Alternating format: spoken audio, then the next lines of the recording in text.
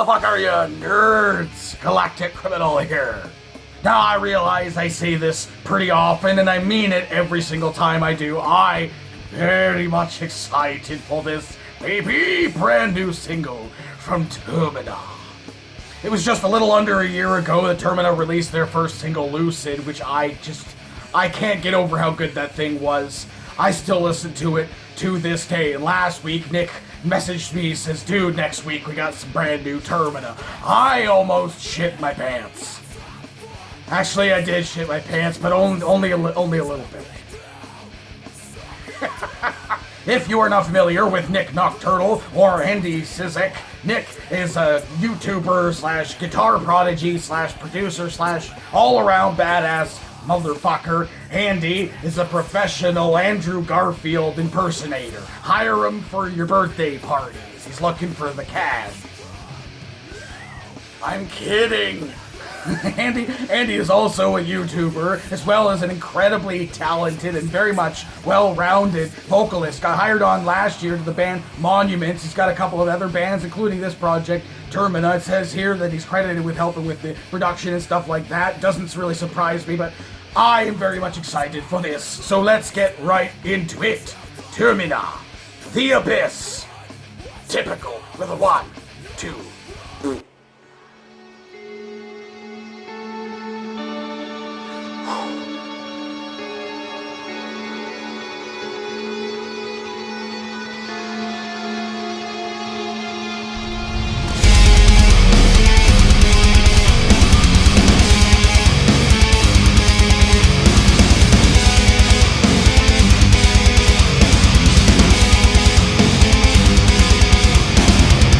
It's time to show me your worth. Are you with me or are you against me? We're not the salt of the earth, but you've been thirsting for something you can't see. Follow me into the abyss. Embrace who you are inside.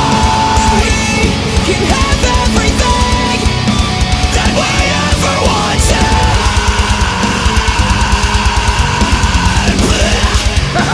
So show me your worth.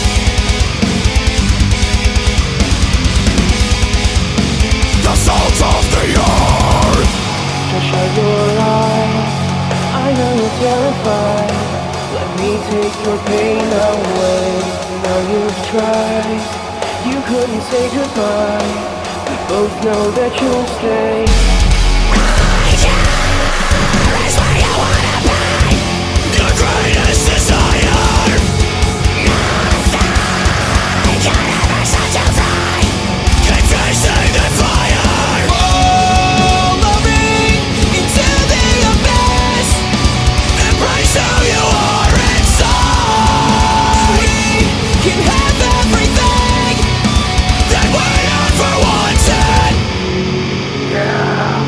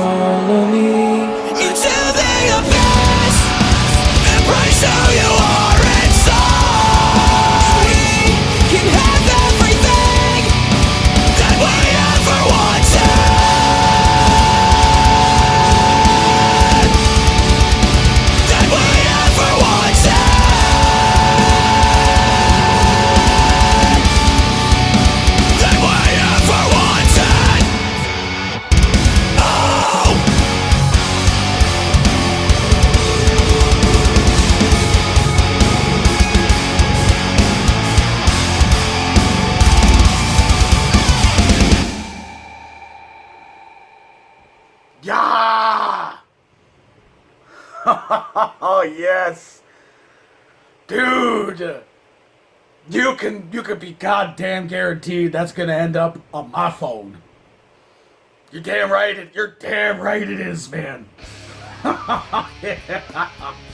Man, I was saying to myself before going into this, if this track is not even at least close to par with how good I thought Lucid was, then I'm definitely gonna enjoy myself, and it exceeded my expectations. I feel it's, in my opinion, just as good as Lucid.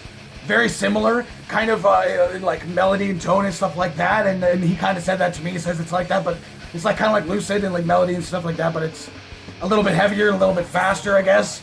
And I definitely got that here. I feel like what was going through my head was this is the perfect blend of brutality and beauty. And I think that's a very, very difficult balance especially when it comes to like metalcore and even more like deathcore sounding like this did in a couple of moments here, dude, are just very heavy metalcore.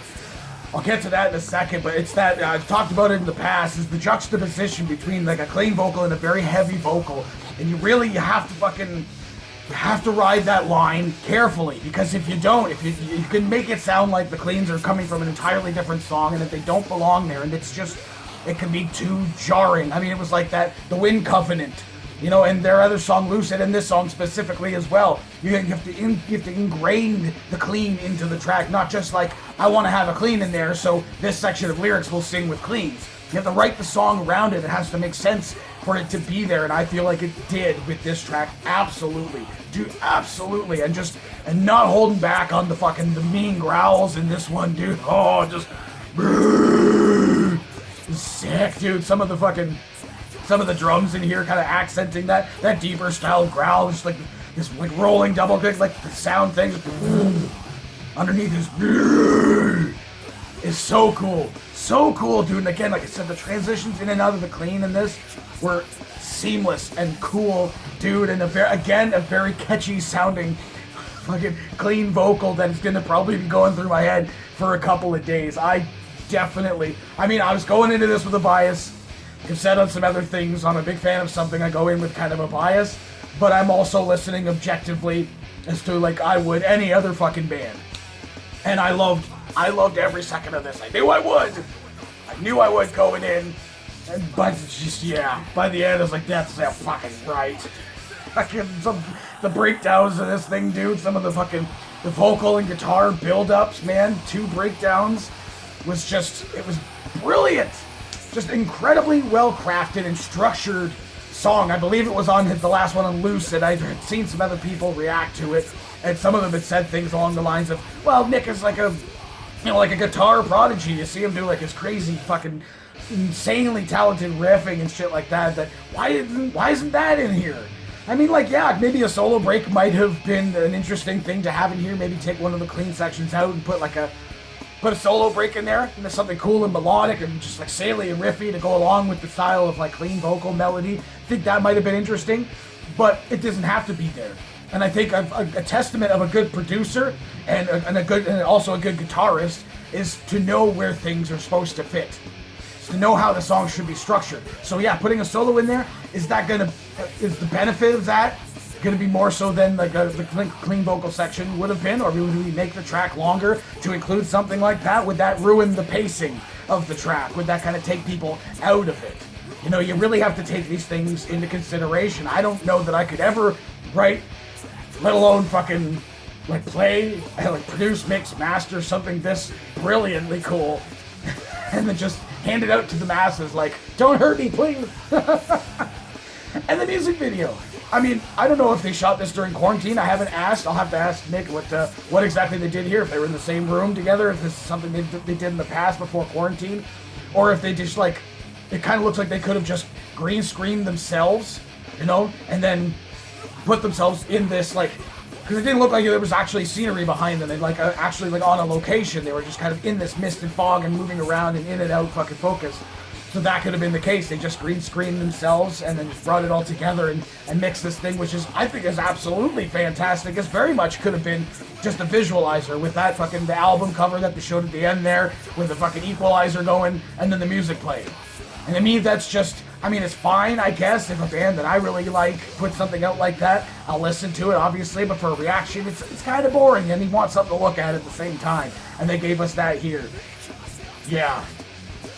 Andrew Garfield, he killed it again. But yeah, I'll stop gushing all over this fucking shit. I mean, I could keep going. I could probably go for another 30 minutes on how much I liked this, but I think you got the gist. I think you got the gist of it. So, what did the rest of you guys think of this shit? Do you agree with me? Do you think this was absolutely fantastic? Do you think this was as good, if not better, than Lucid? Let me know in the comments below. Of course, there'll be a link in the description for this video, so you can go ahead and watch it for yourself or screen for audio and get the full experience. And as always, have yourself a fantastic evening.